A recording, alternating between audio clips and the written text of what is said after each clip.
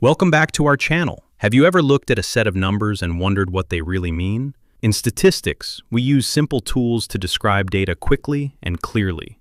Today, we are going to learn 4 important ways of describing data: mean, median, mode, and range.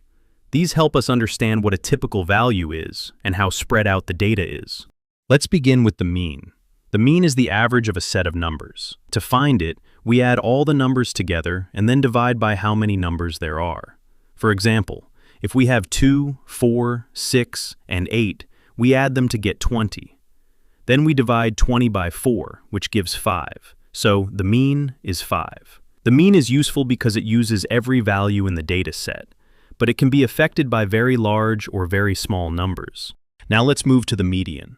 The median is the middle number when the numbers are arranged in order from smallest to largest. If there is an odd number of values, the median is the single middle number. For example, in 3, 5, and 7, the median is 5. If there is an even number of values, we take the 2 middle numbers and find their mean.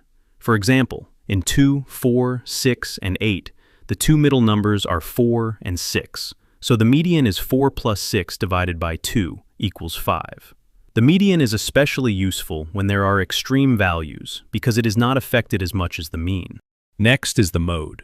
The mode is the number that appears most often in a data set. For example, in 1, 2, 2, 3, and 4, the mode is 2 because it appears twice, which is more than the others. A data set can have one mode, more than one mode, or no mode at all. The mode is helpful when we want to know the most common choice, most common score, or most frequent value. Finally, we have the range. The range is not an average. It shows how spread out the data is. To find the range, we subtract the smallest number from the largest number. For example, in the set 4, 7, 9, and 13, the largest number is 13 and the smallest is 4. So the range is 13 minus 4, which equals 9. A bigger range means the numbers are more spread out, while a smaller range means they are closer together. Each of these measures tells us something different about the data. The mean gives us the average, the median shows the middle value, the mode tells us the most common number, and the range shows how spread out the data is. Let's look at an example. We have the numbers 2, 3, 3, 6, and 10. First, the mean. We add all the numbers to get 24, then divide by 5. That gives us a mean of 4.8. Next, the median. The middle value is 3. The mode is also 3, since it appears most often. And the range is 10 minus 2, which equals 8.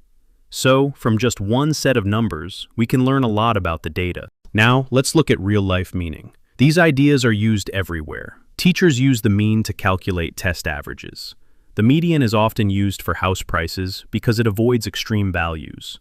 The mode helps identify the most popular choices, like sizes or colors. And the range shows how much variation there is in the data. Together, these measures help us understand the world through numbers. Follow Knowledge on Point 25 for more educational videos.